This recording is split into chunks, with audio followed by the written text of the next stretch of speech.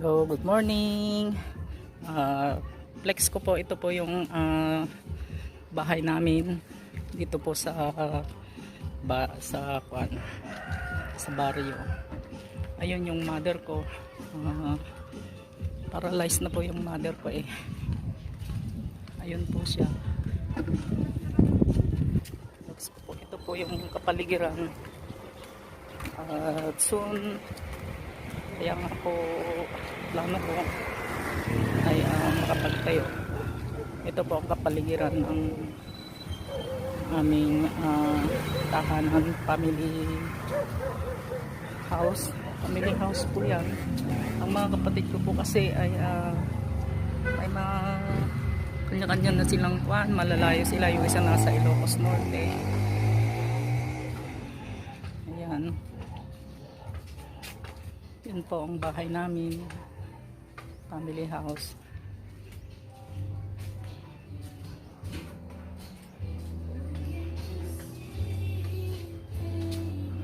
Ayan, bahay ng half brother ko. Ito yung kabuuan ng lote. May mga tanim dito na mga kamote, mga tanim ko yan. Mga punong kahoy na yan. Tanim ko yan na balang araw mapapakinabang.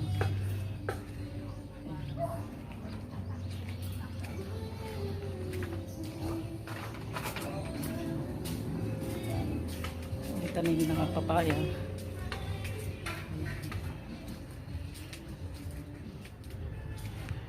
Ito po kabuuan ng aming bahay, family house.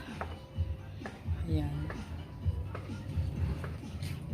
At mahirap po kasi puro half brother ko po ang mga katabi ko. Minsan kaya po gusto ko na makapagpatayo ng bahay ko dun sa bukid, gawa nung minsan kasi malalayo mga kapatid ko.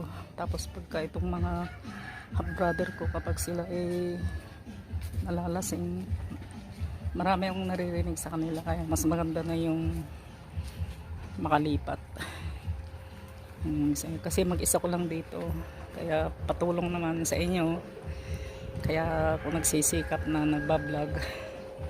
Baka soon ay magkaroon naman ako ng income para makapagpatayo ako ng sarili ko, makaalis dito. Mahirap po eh, kasi mag-isa ko lang, kaya po humihingi ako sa inyo ng tulong suporta mula sa inyo.